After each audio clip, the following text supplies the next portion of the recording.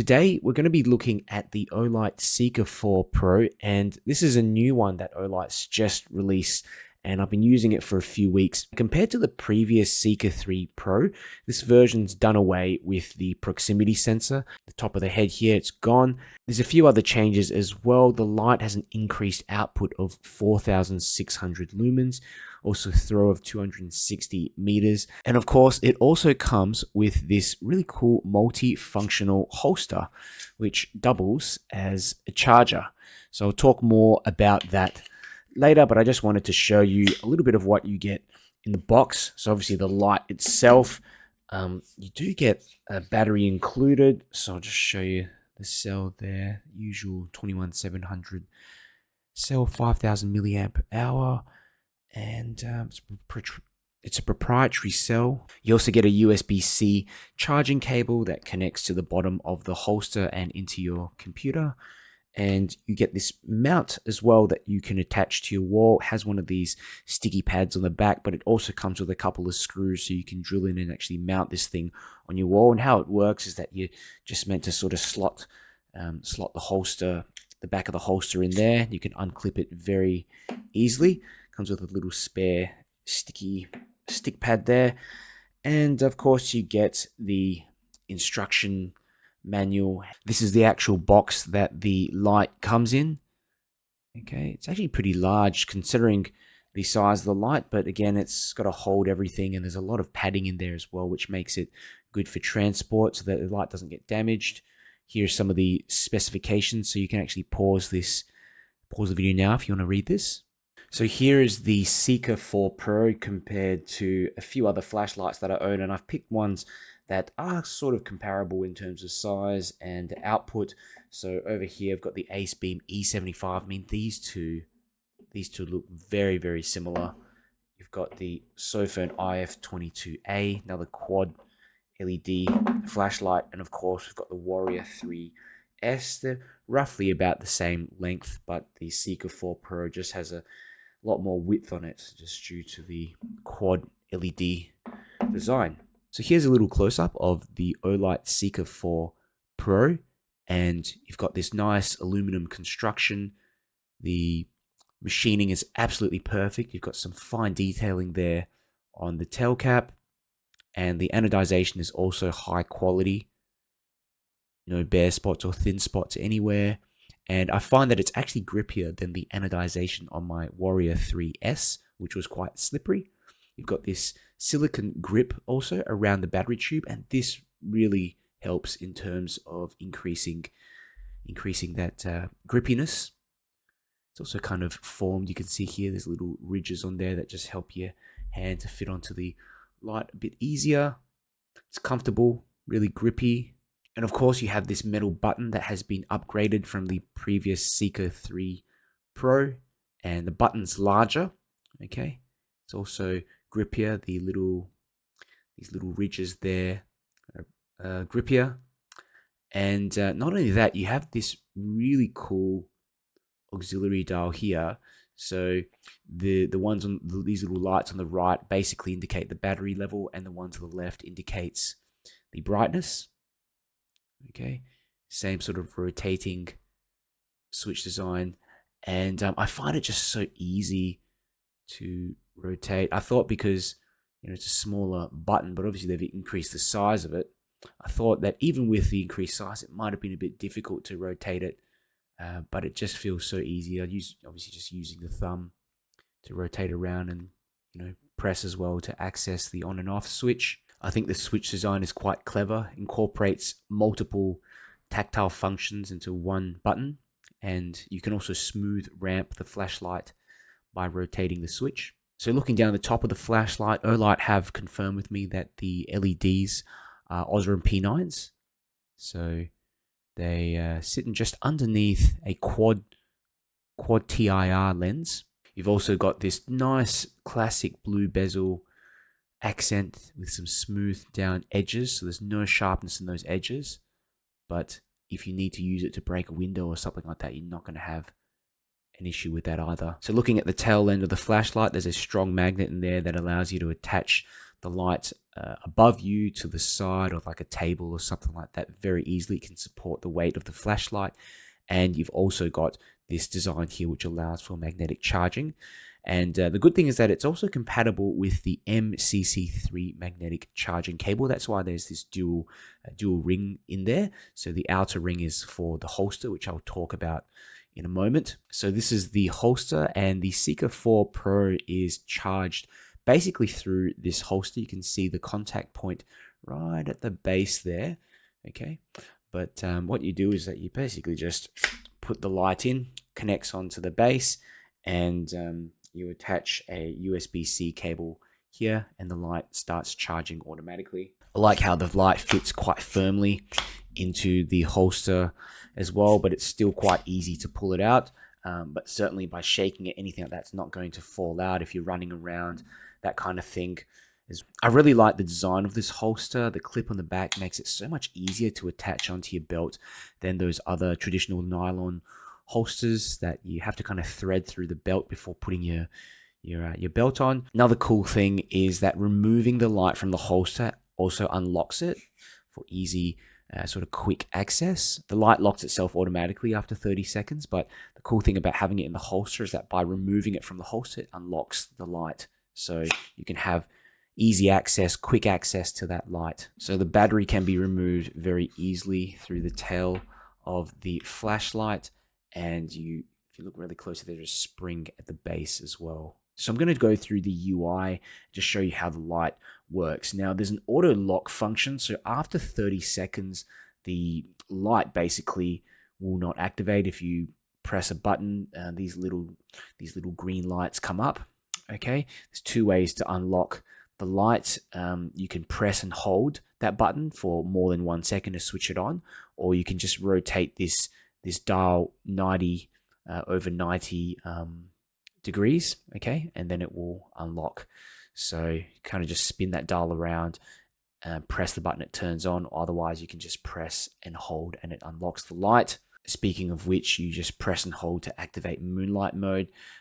If you keep pressing and holding, you get to that first step. It doesn't change that first LED there that shows up. Second step, okay, and third step. So you basically just press and hold to cycle through the modes, and double press to access turbo. So you can be really in any mode.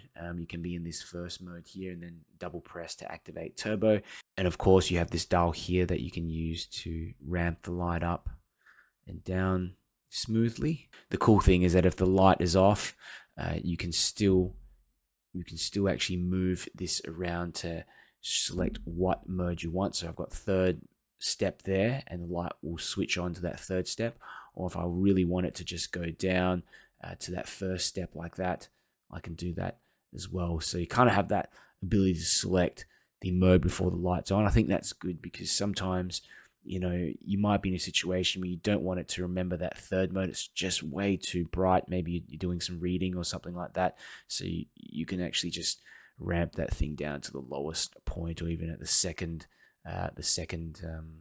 mode there, turn it on. Another cool function that you get is also a timer mode. So while the light is on, basically you just press and hold. So 1, 2, and the light will flash once. So basically it will activate, turn on for 3 minutes, and then turn off by itself. And you can also double press, click and hold again, and you see that light flashes twice, so that will give it 9 minutes.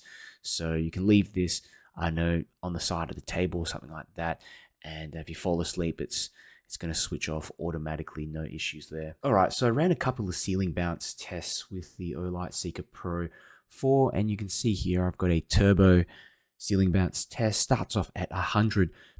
Just before the 2-minute mark, the light steps down, but you do get close to 2 minutes on turbo, which is pretty good. And by the time it's about 3 minutes, you get nearly 25 to maybe 30% of the remaining output where the light remains. I also tried to reactivate again at 16 minutes, the turbo, and it jumps up, probably lasts for 30 seconds, 45 seconds before ramping back down to the 25% mode again. Here's another ceiling bounce test that I ran, and this is on the 3rd step, so basically the step before turbo, and I was really happy to see that the light was able to hold 100% for the entire duration of the test. Ran it past 25 minutes and pretty much got 95 to 100% output. Really impressive considering how bright that 3rd step is as well. Here's some tests that I ran on my Olight Master Pro, and you can see on turbo I got 266 meters of throw, 72.6 for the color rendering index, and CCT ranged basically between 6,000 6,260. And it's interesting because Olight state that the light actually goes from 5,700 to 7,000K. Maybe that was just to cover themselves in case they get some different bins of LEDs, but it was good to see some really consistent color tints across all levels. I really like the beam of this flashlight. You get a really bright and large hotspot combined with heaps of spill, and the spill is also nearly going 180 degrees, so you can see well into your peripherals. I really didn't expect this light to throw so far, 266 meters. I mean, that's quite impressive for a light that I'd say is more designed for flood. So some considerations you might want to be aware of. The auto lock feature means that the light will take longer to activate, but it's a nice safety mechanism and it works well, especially with general purpose lights like these. It's not a tactical flashlight, so you're not going to be able to get that access to turbo really quickly. You're still going to have to double click even if you pull the light out of the holster. But yeah, again with the holster, as soon as you pull it out, it activates, it deactivates that lock. Okay, but if you're holding the light like this, you're going to have to just hold down that button for a bit or move that switch around in order to deactivate it. Another consideration is the proprietary charging and battery. Not for everyone, but it all works, comes with everything you need, and you don't have to worry about what batteries you're getting, what charge you're getting, whether it's going to damage the light, that kind of thing. Also makes it very easy to charge the light straight away. You don't have to remove the battery. Another thing I would have liked as well on this light is a clip. And even if it was like a removable clip, that would have been good. And I know this is meant to be used with the holster, but if you have large enough pockets, I think this thing really can fit well. Even in a jeans pocket, you can get away with it. Finally, the light will lock you out of turbo after a few reactivations of that turbo.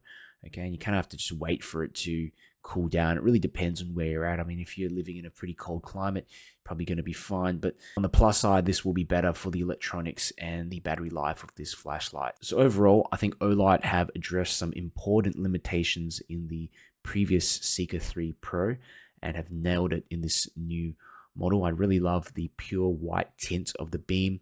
There's some special features as well, like the auxiliary lights around the button. You've got this rotating dial, the multifunctional holster. Pretty much everything is just so easy to use, and you can figure it out even without the instruction manual. So I recommend the Seeker 4 Pro if you're looking for a top performing general purpose light with all the bells and whistles. If you're interested, you can check out a link in the description for a special discount on this flashlight. If you have any questions, just leave them down below in the comments and I'll get back to you. If you like the video, do me a favor and click the like button. It doesn't cost anything and allows me to get my video out to more people. And finally, if you want to see more flashlight reviews from me, make sure you subscribe. I've got the Olight Seeker 4 Pro here, and I've got it on the, I'm going to just go through the smooth ramping mode. Okay, so you can sort of see it here. All you do is just rotate that dial. Okay, and continuing, look at that. And then we've got the highest mode. Wow, look at that. This is incredible. It's such a smooth beam with so much flood as well. The beam is almost 180 degrees, so I can see really nicely into the peripherals. So if I can move the actual beam away from the camera a bit more. Okay, step it down. Okay, until you can barely see it. So that's how the smooth ramping mode works anyway, the stepless ramping. Incredible. It's almost as if you've It almost looks like it's daytime in some areas.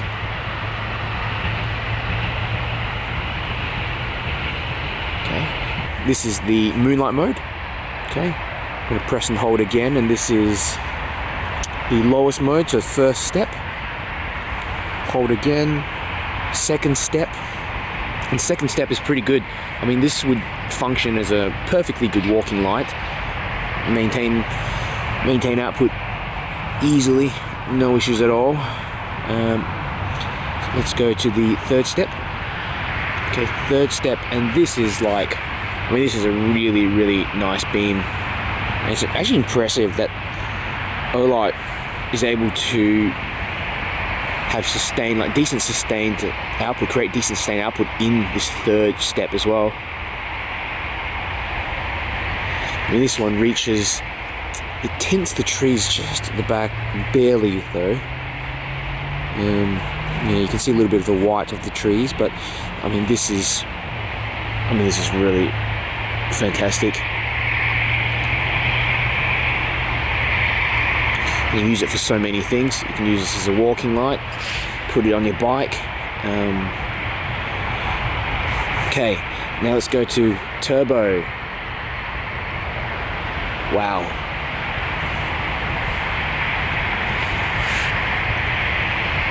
Super impressive.